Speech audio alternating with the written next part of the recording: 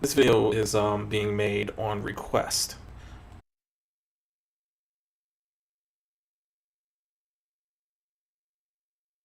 So someone on Reddit had asked me what my PvP build was. I told him instead of making a post that I'll make a video about it. So this video is for you. Overall, the way my build is set up, it's set up to basically deal with a variety of situations that you may run into as a monk. So some of my skills may not seem like they are the standard tools for a monk, but that's because I think that you have to anticipate situations that a most standard move set is not adequate for. So that's why you'll see things like one level in leap or like a almost maxed rise in them or something. And I'll explain why I have what I have.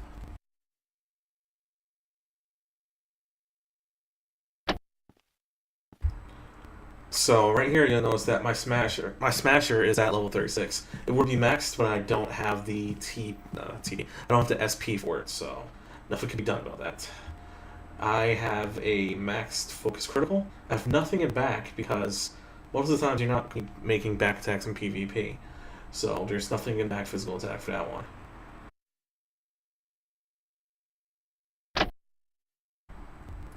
I have a max slow heal because obviously staying alive long enough, not staying alive long enough, but staying alive longer will help you achieve your goal of victory in PvP. And that's a weird way of saying it, to help you win, or basically help you stay alive longer. That's essentially have slow heal next.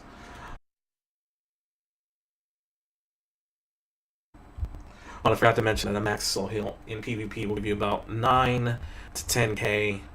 Yeah, it'll give you 9 to 10k healing strength. If you have about, I think, level 70 gears, level 70 and level 65.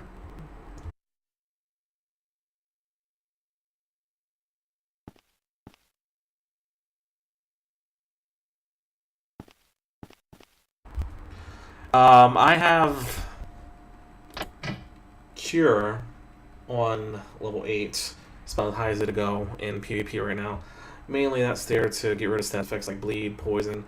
Stat effects are kind of strong at the moment because the way PvP is set up, you're given, your character stats are capped at 70, but your SP, the SP that you're given, you have 70 SP, but your skills can go beyond 70 and go up to 85. Meaning that this particular client was intended to have 85 levels. It's just that it's been stripped out for purposes.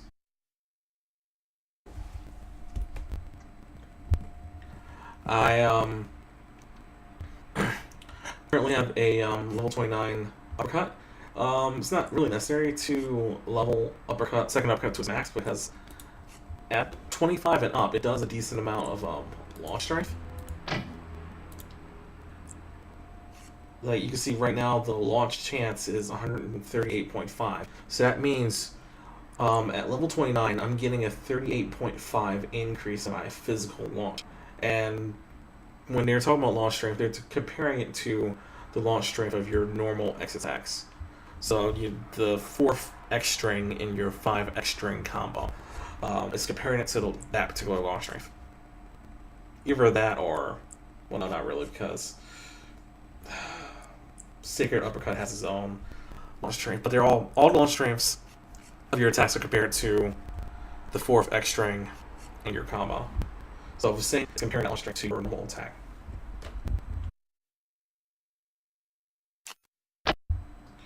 Ducking Uppercut I have maxed because unlike second uppercut, you don't get as much launch strength out of ducking uppercut as you would a second. So it's important to really max this.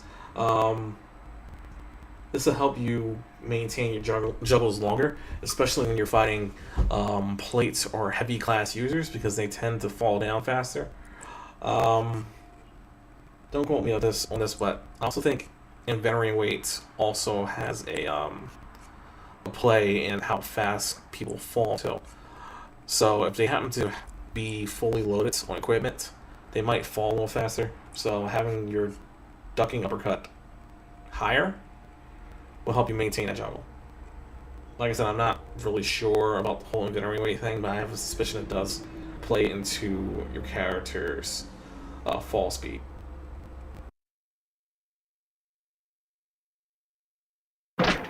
Divine Crush I have at 1. Mainly it's just there for, well, it used to be useful for approaches because it used to have a 2-second cooldown. So you can just like spam it when you're trying to approach someone. But now, as you can see, it has a 6.7-second cooldown. So what it's really used for is at the end of your combo. So make sure that your opponent is dead. For me, it's not really all that useful. I would get more use out of a second scrape at the end of my combos as opposed to Divine Crush. But second scrapes leave you open to being attacked on Wake Up. So I just prefer to do a Divine Crusher and get out of there real fast. Now, if I didn't have the SP in Rise and Emblem, it would go into Divine Crush because at max level, Divine Crush does a decent amount of damage on ground pound. I used to have a second build in the old DFO where I had a max Divine Crush, and on hit, it would do 5k damage on the ground. It would do more now because it has added damage on Shockwave. So I'm guessing it would probably do like 7 to 8k now.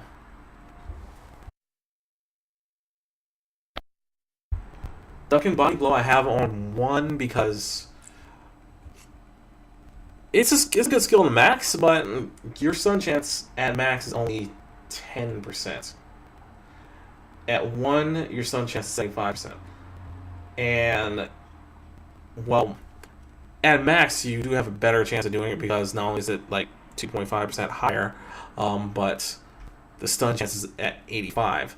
And like I said, your character's cap is set to 70.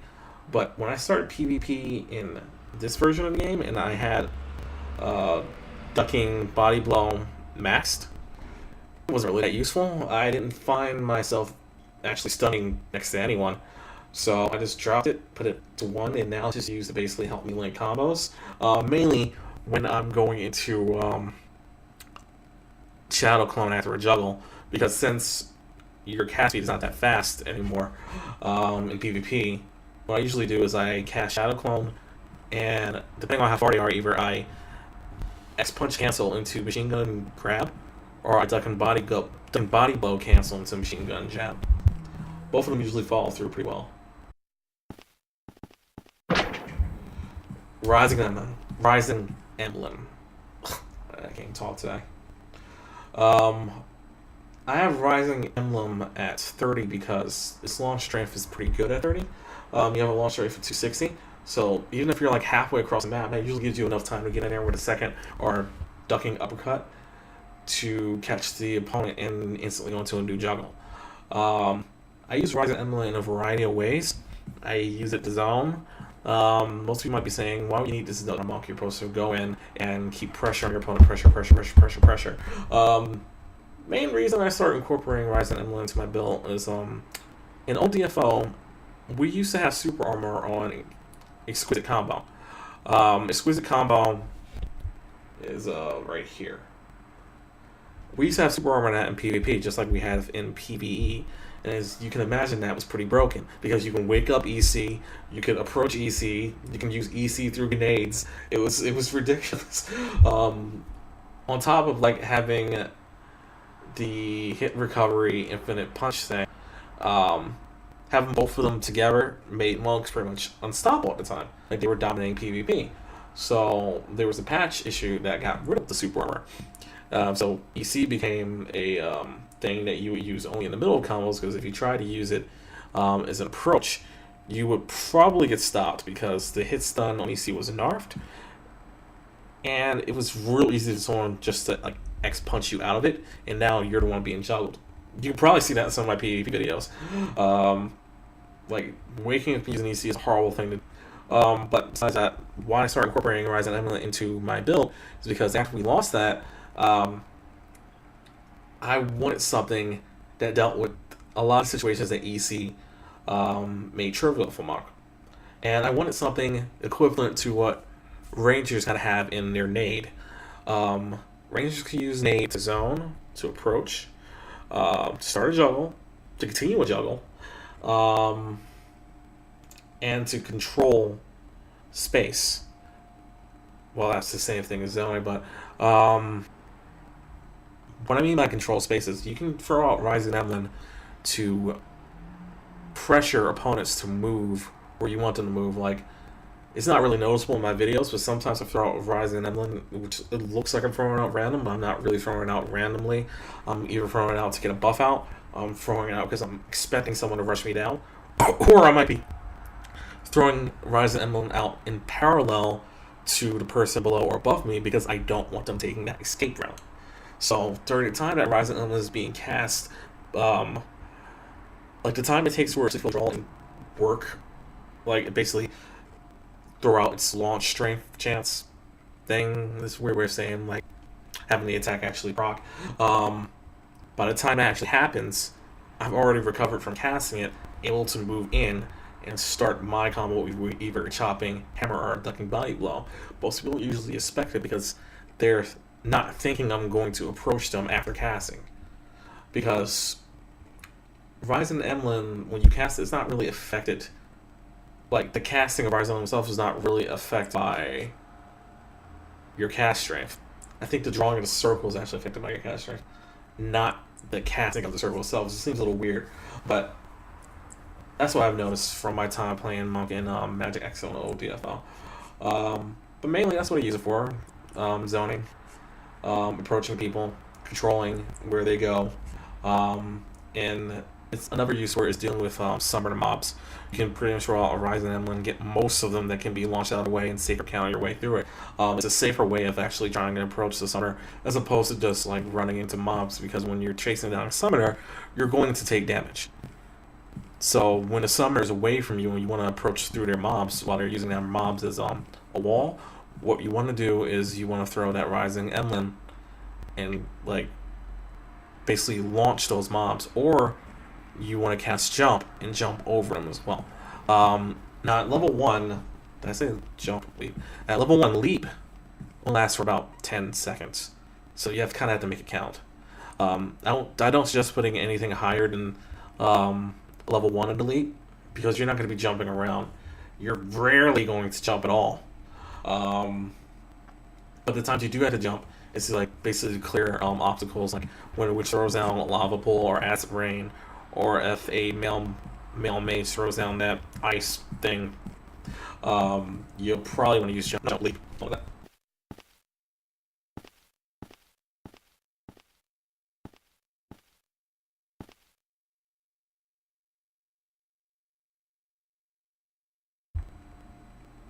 I leading straight at 5 because it's mainly just used to link your bread and butter combos on the ground. Basically, you want to use it to help link a combo and extend them to 20 to 25%, but just below 25% because after that, ground protection kicks in. Then you launch them, and then you do another combo that does 50%. Generally, you want to hit if you do a combo well, you can get about 75 to 80% of an opponent's life out of one ground to air combo.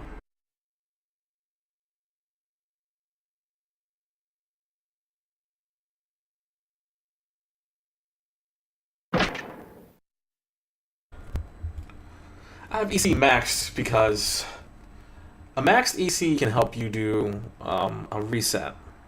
Now, what's a reset? A reset in DFO, not the traditional reset in fight games where you essentially throw out a move to get someone to either wake up blocking it or wake up getting hit by it and then go into a new combo. It's something that's very common in Marvel.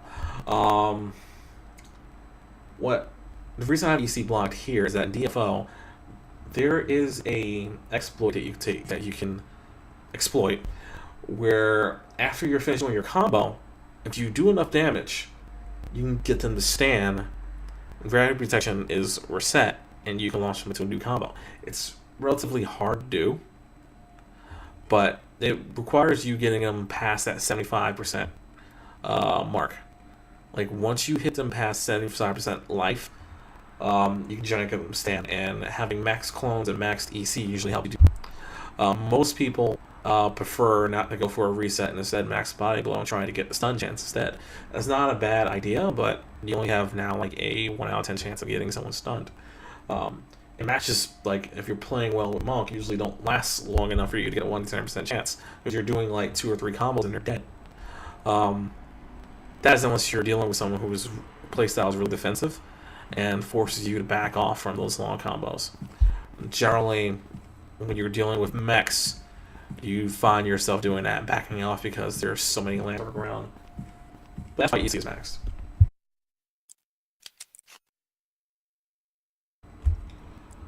Shadow Clone is maxed mainly for damage. It's a buff that you pull out to turn the tables on your opponent. It's a buff that you pull out to finish matches fast.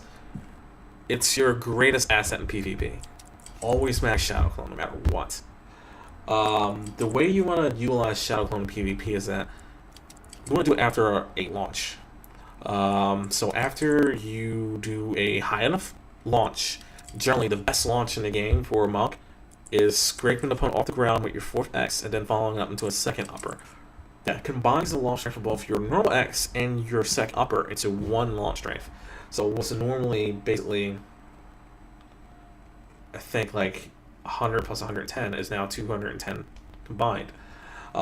That's about the same kind of crazy launch strength that you get off of Horizon Emblem. So you know they're getting launched pretty high. That will give you enough time to pull out Shadow Clone.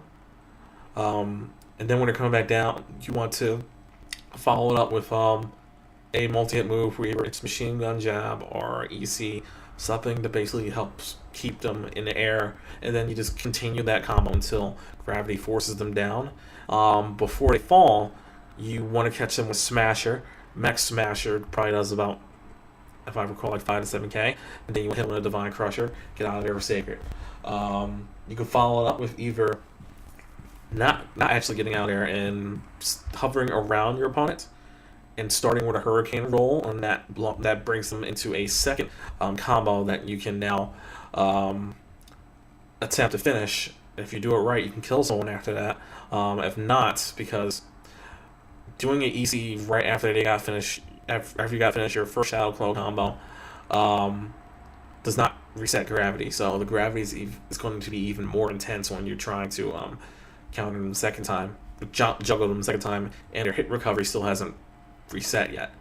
So when they get up from that 2nd H&R combo, they're gonna have crazy hit reduction. You can hit recovery. You can try to combo them, but you'll see that most of them will just walk out. If they're smart, they'll try to attack you during that, to attack you during that time. In which case, the only way you can actually take advantage of that situation is by launching them again, like either by expecting attack with Sacred, or by throwing out a Horizon Emblem and hoping that they either attack or dash their way into it. You can also try a Horizon Emblem after your first combo. That will launch them, but of course you'll have the same problems as H&R. By the time you're done with that combo, their hit recovery is going to be crazy. So at the max, you have like 2 combos you can do after pressing your advantage with Shadow Clone. Because when Shadow Clone is usually up, H&R will probably be up at the end of your combo, because your combos will take about, if you do it right, it'll take about 10 to 15 seconds. Twister is at 1, mainly because I just have it in there for the uppercut itself. I tend to use Twister or Judgment in the middle of my combos as like a 3rd uppercut to help me extend my juggles. You can also use it for pressure, but most people aren't pressured by it. Like people that's been PvPing for a long time expect most monks to have it at level 1, and most monks that do have it at level 1. Some monks don't have it at all. I'm of the mindset where it's additional damage. It helps you deal more damage during your combos, and sometimes it actually ends the matches for you because their HP is so low that even Twister can kill them. Sometimes that magic pixel can be the ruiner of your victory. You don't want to leave anything to chance. Twister helps you press your advantage. The advantage that having a max Twister, though, is that max Twister in PvP actually does a decent amount of damage. It does like about 1,500k per tick, and when your opponent actually sits there to actually taking damage, then it actually becomes a viable pressure tool. But in order to get Twister maxed, you have to sacrifice something. So I'm in the mindset where you don't really need to max out. There are other best impression on your opponent. One of the best ways of doing it is like when you have dry out up. Keep in mind that you can always cancel. You can cancel heavenly. What's it called? Heavenly combo into exquisite combo. You can cancel them both into each other, and once you do, you're able to start one of your bread and butter combos. Basically, 25% ground, 50% air, 75% overall.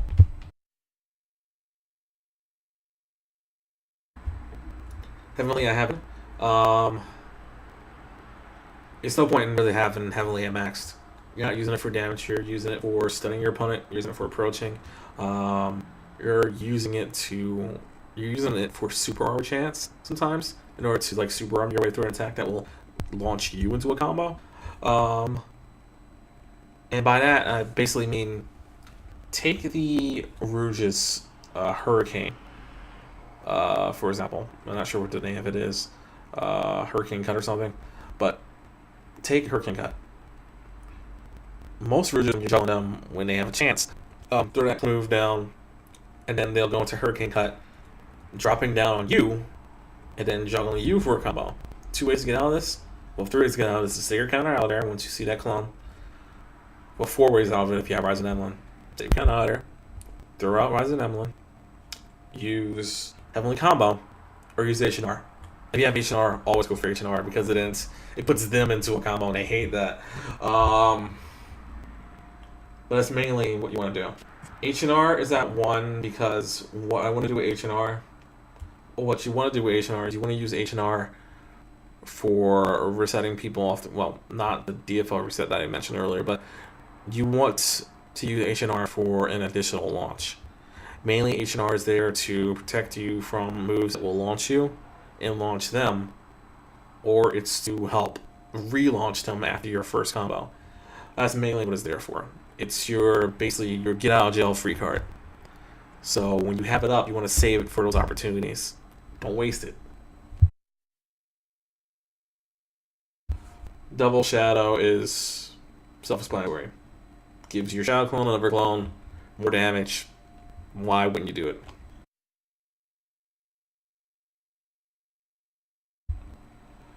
Dry Out is maxed because when you max Dry Out, you now have the ability to basically do it every 26.1 seconds as opposed to 30 seconds.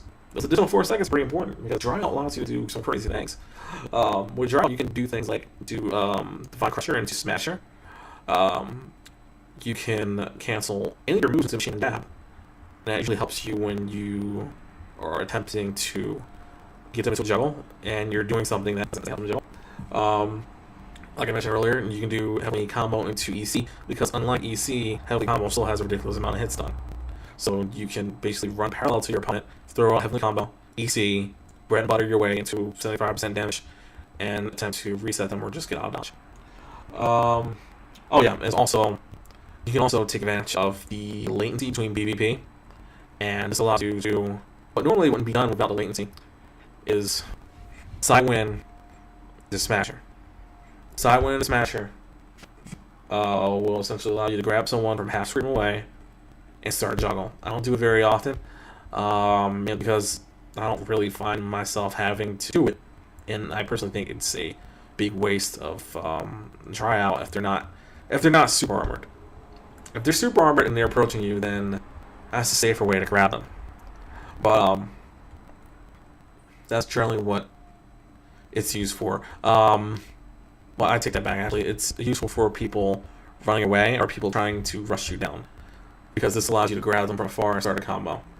I probably should be using it more often, now that I think about it.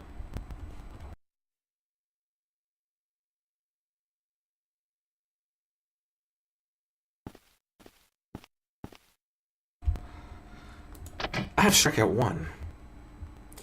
And I also have Will Driver at 1. I'm going to explain why. I read on Reddit, the subreddit that I'm now posting on, that Striker at max only gives you 1.8%. No, not 1.8%, because then I will still have it. 1.3% hit rate. 5, or is it 25? No, I think it's 5. No, it's 5 physical attack and like 20 strength. Now that may not seem like a lot because it's not really. It does like both the physical attack and strength does scale with your level. So in reality, you're getting about 200 to 300 more physical attack um, when scaled against your stats. But no one uses strike for the damage; you use it for the hit rate. So why did I drop it? That's like 1.3 more. I start with 8% hit rate. So additional 1.3 is not really going to help maintain my juggles. Will Driver, when maxed, has 1% hit rate. Um, the range stays the same, and you get like a 3% critical bonus. Your strength comes like 20. Your strength, no, 25. If you get more strength when you throw it down a totem, like when you have a totem, so you get 75. Max Will Driver is only really useful if you're using a totem. Now, if you can maintain the attack rhythm with a totem and still attack fast, then good for you. You should probably max Will Driver. But you'll find yourself not throwing it down because the nerf on Will Driver's range is ridiculous. It's a really small ring now as opposed to what it used to be. It used to be pretty large. Like it used to take half the PvP arena. So it was useful to throw it down, but now you only really use it in like corner juggles. And even then, you don't really need it. I mean, you can press your advantage if you have strength maxed and Wheel Driver, because then that gives you at least like a 5% physical attack increase. But being stronger than your character naturally is not really advantageous to your juggles because it can help you drop your juggles faster before you expect them to drop. I only recommend maxing strike and Wheel Driver together if your playstyle encourages like the gravity reset. Like if you're able to reliably do the gravity reset, then this will help you do it even easier if you max both of them. Other than that, the SP from not maxing strike and Wheel Driver allowed me to max my ducking upper, put more levels in the Rising Emblem, put more levels in the heal, and put more levels in the strike. I mean not striker, put more levels in the smasher. So it's really up to you. I don't find any utilities in these two. And plus, dropping a strike, I don't have to buff in the middle of a match, like in the beginning of the match anymore. So I find myself only using heal, cure, and shadow clone. So it basically takes away a window of opportunity for your opponent. Even though with Rising Emblem, I would throw out Rising Emblem anyway, and then strike. Still, it's something I now don't have to do in a match. I can just throw down Wheel Driver and rush on. But that's pretty much my build in a nutshell. I have Machine Gun Jab at 5. I have forgot to mention, I have Chopping Hammer at a reasonable level. I have at the level required for 70. Well, obviously I have the 70 launch strength. It would be maxed, but I should probably go back and max this. You want to get Chopping Hammer as high as possible because the higher it is, the easier it is to juggle. The easier it is to follow up with attacks. The easier it is to maintain your juggles.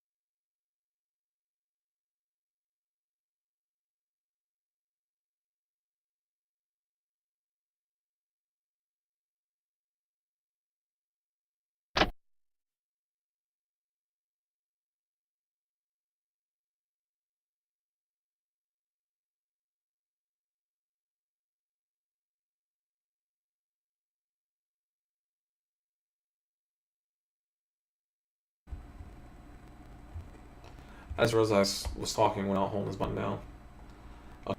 So, I think I was talking about Furious Grab. Ben 2 uses it in the middle of his combos. It's only useful for delaying the fall of a character in the middle of a juggle. But EC does that and allows you to cancel into a ducking attack relatively fast anyway, so that's not something you want to do anyway. Like, EC already fulfills the purpose of Falling Grab, Furious Grab.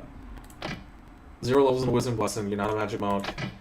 0 levels on Phoenix Hammer. The only way I would recommend getting a level into it is if you want to troll, where basically, you see me do it sometimes, I don't throw down the totem, and I start fighting without the totem. I never do that because, one, the person's bad, two, they have an unfair disadvantage with lag, and I'm actually trying to go easy on them. And then there's Painful Rapture, which you don't want to use at all because it takes away from your HP. It's not smart to take away from your HP during a fight. That's it. I'm talking for way too long.